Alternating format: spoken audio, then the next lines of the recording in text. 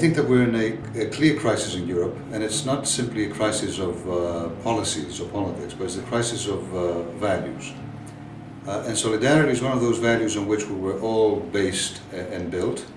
And it is challenged. It's certainly not dead. We're in a fight. But it's a good fight and a hopeful fight.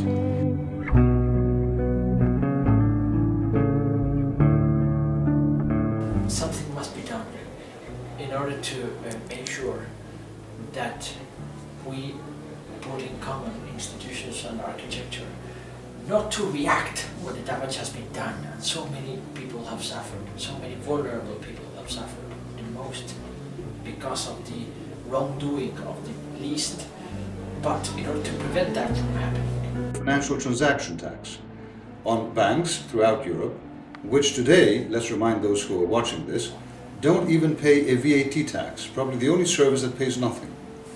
Now this money would be able to give Ireland and Greece and Portugal and Germany hot cash at a time we most needed to grow, or Eurobonds, a way to deal with a common problem, which is a debt problem.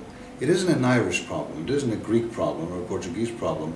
It stems from some major issues that we have in Europe today. We strongly believe that the banking sector should serve the real economy, the small and medium enterprises, to finance their innovations, their developments and so on. And the banking sector should not be used mainly to pay huge bonuses to the management of these banks.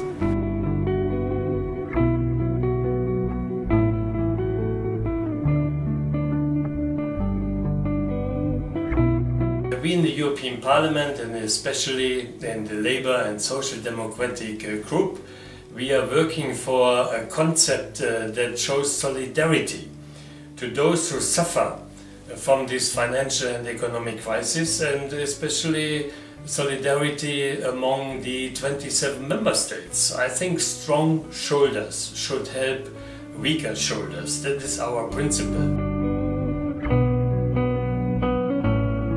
In terms of financial transaction tax and in terms of Eurobonds, the Irish Labour Party in the European Parliament has been at the forefront of this battle, both putting people first and putting policies that can help us grow first.